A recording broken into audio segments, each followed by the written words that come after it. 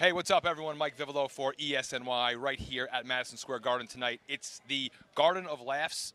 It's the Garden of Dreams special comedy night. We at ESNY hit the red carpet. We're on the scene all the time. But tonight, we have a very special guest to join us. His name is Joe Rubeck, but people might know him as the license plate guy. Welcome, Joe. How are you, man? I'm awesome. How are you? Thank you for coming out, man. We just got Golden Tate. Yep. Golden Tate, to me, is like a mirror image of Victor Cruz. He's about as solid as they come. Solid as they come. He's a solid wide receiver. Amazing pass catcher, Yep. route runner, Blocker. Yep. Plays the edge outside when he needs to. So it's interesting. I think I want to talk to Cruz about that too. What he thinks about Golden Tate. Yeah. What do you think? Do you see a lot of Victor Cruz in Golden Tate? I think, or vice versa? No, I see Golden Tate and Golden Tate. All But right. Politically correct answer. To be honest with you, he is a solid replacement for somebody we lost. Player names. Player that will remain nameless. No names. Yeah. There's only one Odell, so that's kind of sucky. But This has been one of the most bizarre, say, last 6 weeks in Giants, pretty much Giants history, in Giants offseason history. Would you agree? Yes, this has been mind-boggling, to be honest with you. I mean, if you're a Giants fan, you have no idea right now of the direction a team is going in. However, Gettleman has a plan. We might not know what that plan is, but he has a plan. I don't know what. I can't for the life of me figure out why you wouldn't have just tag Collins at least for the year. And if you're not going to pay him that money, then you trade him this coming year. Okay. I would have liked to have seen the Giants get one more draft pick for the Odell trade. However, the Giants got a lot. If you really think about it, they got 2 first-rounders.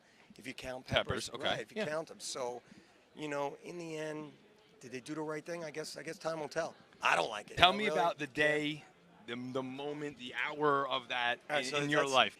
We were arguing a couple days before it happened, and I was like, "Of course you're going to be tagged. Don't even be.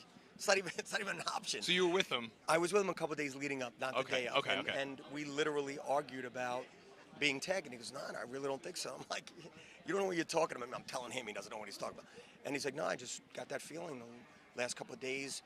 Wasn't even looked at by some of the management in the building. So I was like, oh, maybe What do you they mean just looked at? Like in the eye, passed saying? them by. Like, yeah, just passed them by in the weight room and this and that. I was like, still don't know what you're talking about. They're going to tag you. It would be ridiculous not to tag you.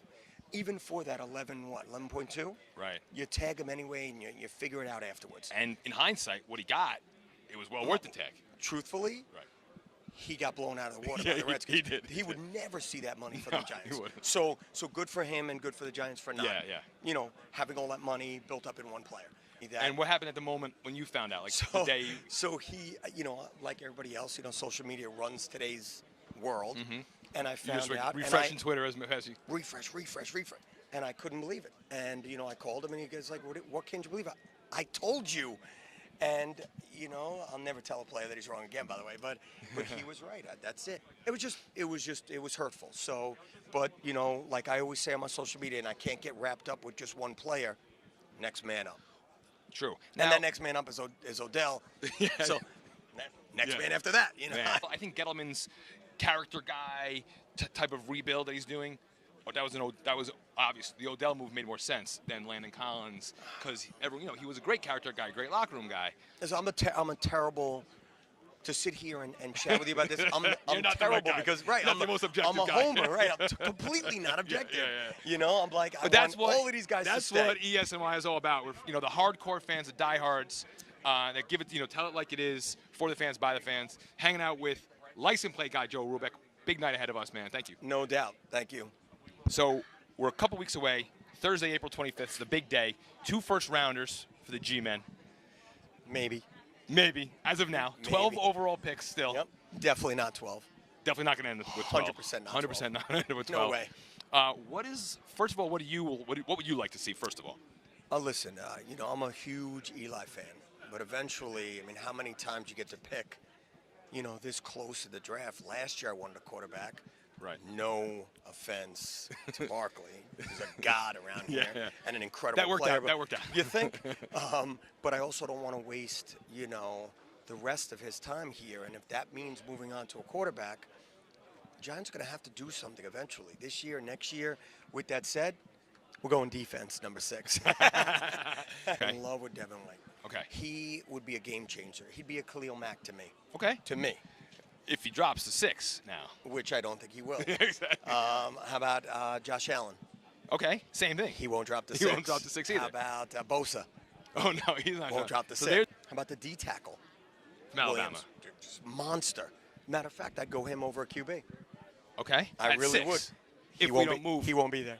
So Literally, I took you the top 5 So we're already. going to go Kyler and then the four defensive players. I literally just gave you, which means all the picks I just said and all the picks that I'm in love with, do the Giants just say, okay, that's it, they all went, and you take your Haskins or not? It's fun to think about having 12 picks, playing poker with these 12 Absolutely. picks. Moving them around. You have 17, which was just, I'm not gifted. I mean, obviously had to get rid of Beckham for that.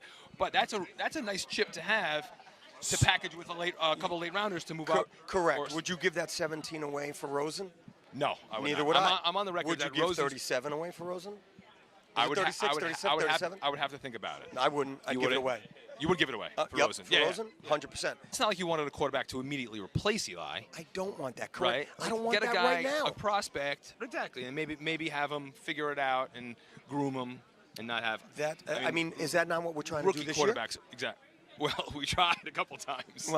Well, you can't go find your. Listen, tried you with can't Webb, we find. tried with a no, lot of- you can't find your replacement in the later rounds and think that is going to be the guy. You're gonna find the diamond in the rough. Yeah. If we found that, awesome. But you can't assume that. It's just like people are saying, okay, do you pick that defensive player at 6 and then go and try and get a quarterback at 17? And I'm telling you Jones right now. is there at 17 type of thing.